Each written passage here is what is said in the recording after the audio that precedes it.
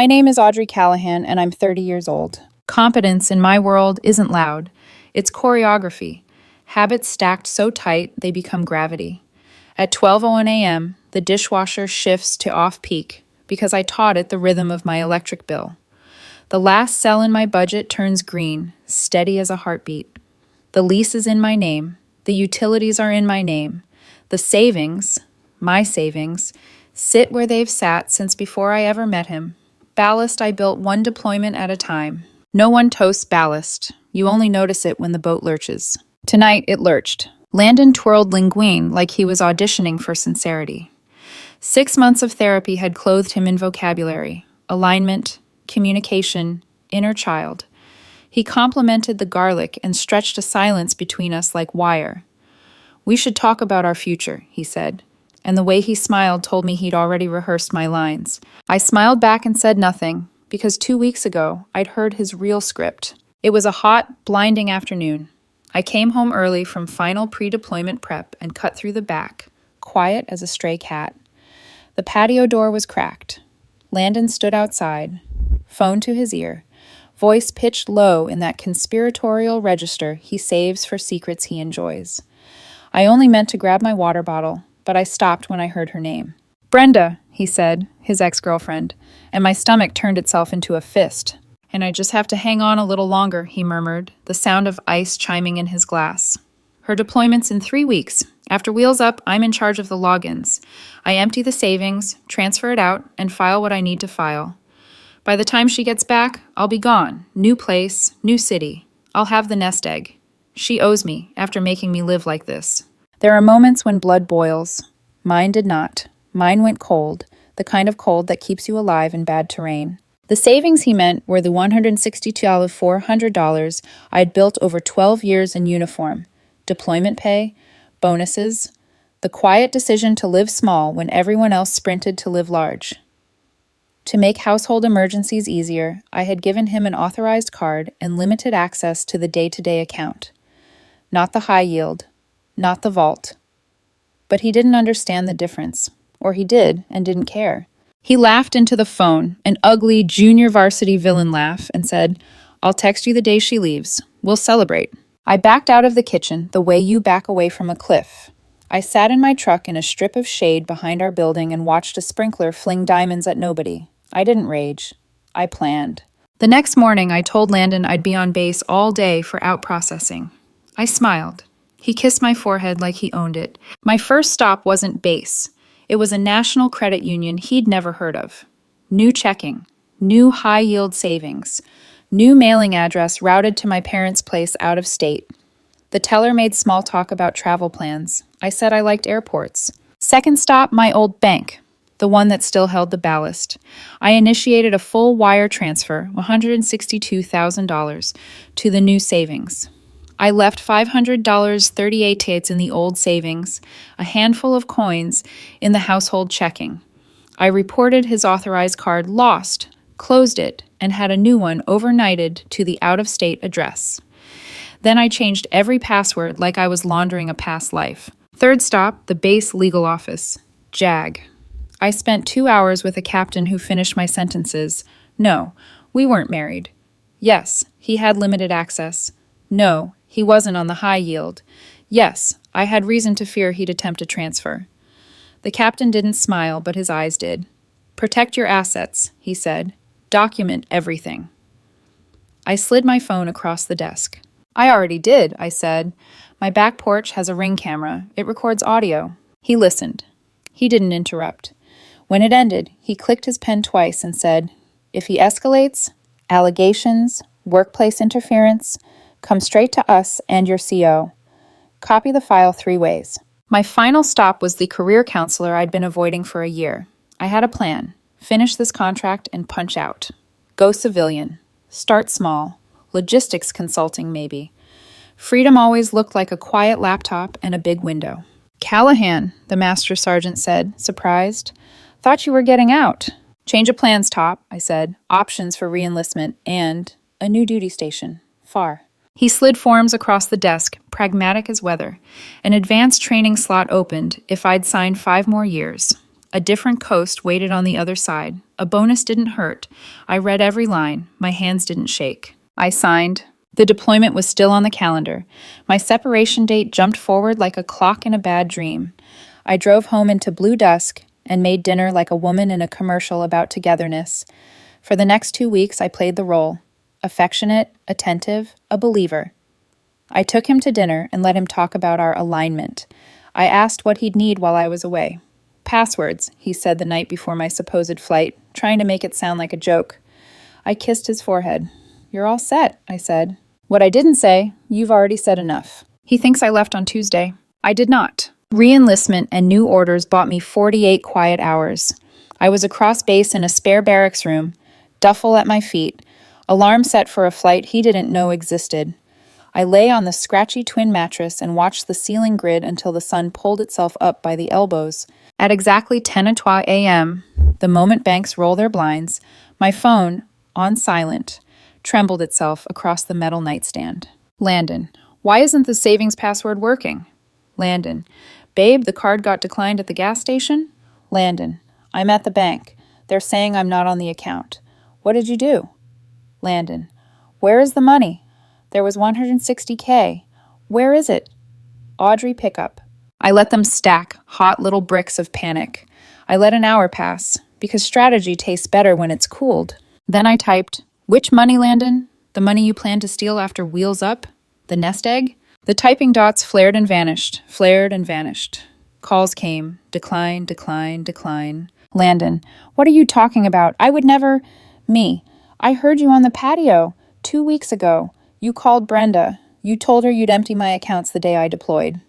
Me. My Ring camera records audio. Great investment. The dots disappeared. The calls stopped. Then a new tactic. Landon, you can't do this. It's abuse. You left me with nothing. You're on a plane. You can't just leave me like this. I'll talk to your command. I looked at the time. I looked at the door. I looked at the duffel and felt the oddest thing. Not rage, not victory, just alignment. Real alignment. Spine to sky. Me. I'm not on a plane. I'm on base. I re-enlisted for 5 years. New training, new duty station. Me. My lawyer will be in touch. Any future contact goes through counsel. I blocked his number. I blocked Brenda. I powered the phone down and slipped it into my rucksack with the thumb drive that carried every file that mattered. Then I stood, lifted the duffel to my shoulder, and walked into a corridor that smelled like industrial cleaner and new beginnings. Some boats don't lurch. They turn. Slow. Deliberate. Like they've known the way all along. The morning sun hit the base like a spotlight on someone else's life. Landon's world was unraveling, and I had the front row view. His first call to me had already blown up into a small storm. The card declined, the savings inaccessible, the panicked texts piling up like firewood. I didn't answer, not yet. The tension was mine to savor, and I had patience. Then, predictably, he escalated. He called my command, claiming abandonment, financial abuse, even mental instability. The CO's office had been quiet that morning, the kind of quiet that smells like paperwork and judgment.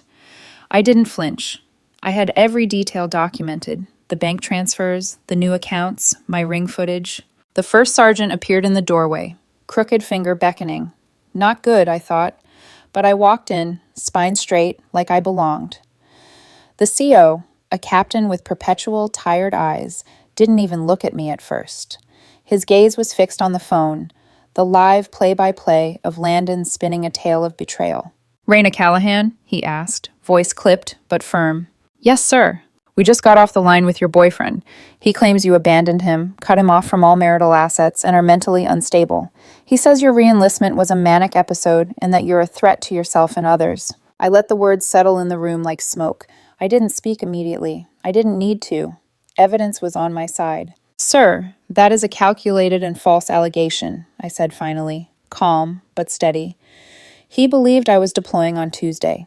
He plotted to empty my entire life savings, separate property accrued before our relationship, using his access.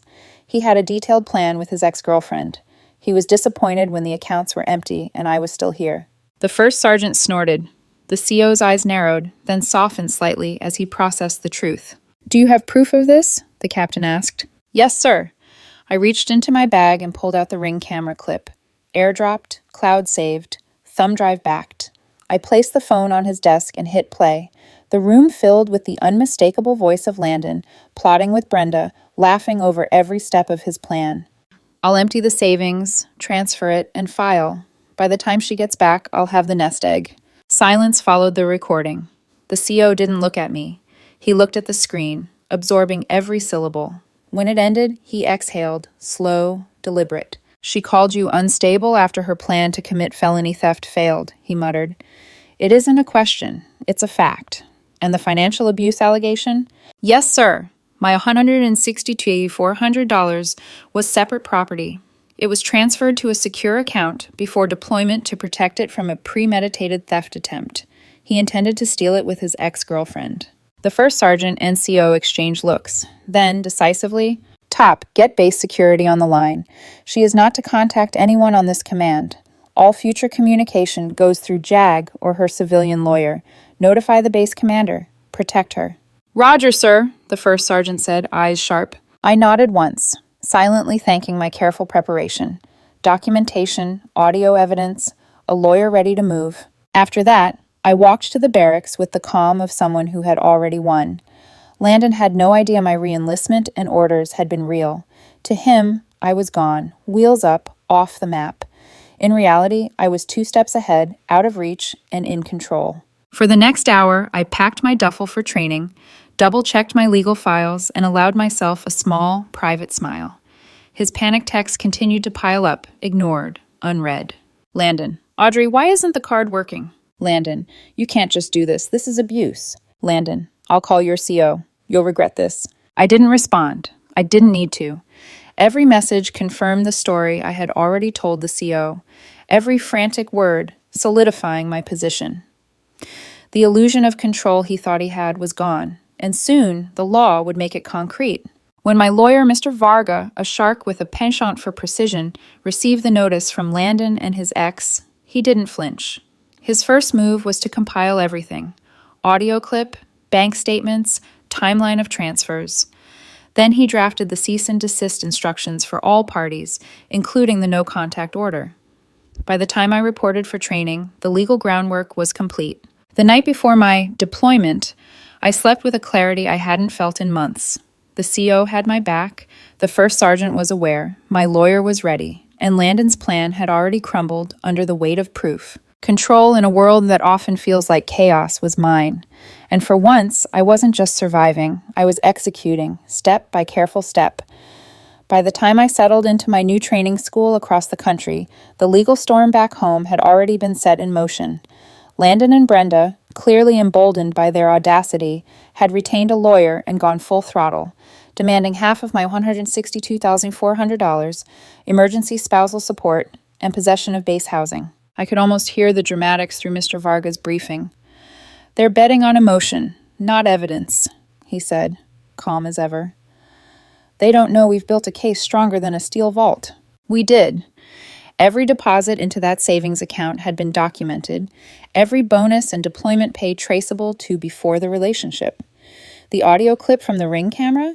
A smoking gun.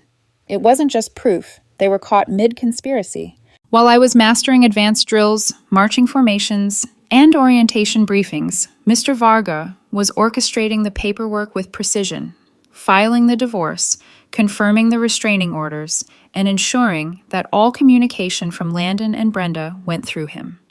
I didn't have to think about it. I only had to focus on the present, training, schedules, my own growth. We made strategic decisions that would minimize my exposure and maximize clarity. I opted to surrender low-value joint property, the small furniture set we'd accumulated, the household checking balance, even the vehicle he claimed entitlement to. It wasn't worth the fight, and it painted me in court as rational, reasonable, and unmoved by petty greed. As predicted, he tried every angle: claims of abuse, claims of dependence, claims of entitlement. The court and Varga had an answer for every false narrative. The audio played again, the bank statements presented in a timeline of truth, his claims of hardship, hollow, his argument that the $162,400 was marital property, crushed under the weight of evidence that it was separate property earned over 12 years before he was ever part of the picture. He hadn't just lost the nest egg, he'd lost credibility. Every demand, spousal support, emergency funds, base housing, was systematically denied. Every attempt to manipulate the system rebounded. The court saw the plan for what it was, a calculated attempt at theft, orchestrated with his ex-girlfriend, and executed with no regard for honesty or legality. Meanwhile, the minor assets I surrendered, furniture, the car he hoped to keep, quickly turned into headaches for him. The car, a 2018 Ford Explorer, couldn't be kept. Without income to assume the loan, it was repossessed. Furniture went into storage or cluttered a relative's garage, impossible to use or access. The $3,000 left in the household checking account, spent on legal retainers, move costs, and fees he had no way to cover. Even from thousands of miles away, I watched as their schemes collapsed under their own weight. Every misstep, every oversight was magnified. The very control they tried to seize had been flipped. Their desperation became their signature. And I was free to focus on myself. My career continued unimpeded. My finances remained secure, my boundaries intact. While they flailed in legal quagmires and mounting bills, I trained, studied, and advanced. Quiet, methodical, unstoppable. Every text or call from Landon that slipped through filters was a reminder. They had gambled on theft and manipulation, and they had lost. I allowed myself one indulgence, a small, private smile at the irony. They had tried to make me vanish, to empty the foundation I had built with discipline and care. Instead, I had vanished on my own terms, strategic, controlled, and untouchable. The courtroom victories, the denied spousal support, the secured separate property, they were milestones of freedom, silent but resounding. My life was no longer a stage for his manipulation. It was my own, choreographed as precisely as I had always wanted. 10 months had passed since that first overheard conversation on the patio. I was settled into my new duty station, a modest apartment on the opposite coast, my uniform crisp, my schedule tight, my life fully mine. The storm back home had largely dissipated, or so I thought. Then came the letter, a thick 4-page envelope in familiar handwriting. Brenda. The contents were predictably unhinged, a mixture of grievance and audacity. She itemized every imagined sacrifice she had made on Landon's behalf: rent, groceries, emotional labor. And then, the pièce de résistance, a bill for room and board and emotional damages totaling $20,400. Her words dripped entitlement. This is the least you can do. You owe us this. You broke him. Be a man and pay what you owe. I didn't flinch. I scanned the pages, forwarded them directly to Varga, and poured myself a cup of coffee. A plan was already in motion. Varga's response was clinical genius. He drafted a cease and desist, labeling the letter for exactly what it was: extortion and harassment. And he didn't stop there. He included a detailed ledger of the repossession of the Explorer, the loan deficit of $4,380.77, now clearly Landon's responsibility. If Brenda wished to settle, she could pay the balance. Otherwise, correspondence was closed. Silence followed. Absolute, unbroken silence. No calls, no texts, no further threats. The chaos they had attempted to manufacture was now under strict legal containment. I took a moment to breathe in my apartment, sunlight filtering through the blinds. My career was intact. My finances were untouched. My life, finally, was fully mine. I had lost the marriage, yes, but in its place, I gained something far more valuable: autonomy, control, and the knowledge that careful planning, evidence, and patience can shield you from the worst intentions of others. The cost had been emotional, yes. The sting of betrayal, the frustration of having to outmaneuver someone you once loved, the bitter taste of legal fees, all real. But the reward was freedom, pure and uncompromised. I allowed myself a small, private victory smile, the kind that comes from knowing you've played the long game and won. Landon and Brenda had tried to seize my life and my work. Instead, they had been left with nothing but their own failures. And me? I had my money, my career, and 5 more years to decide my next move. All alone, all in control, and for the first time in a long time, completely at peace.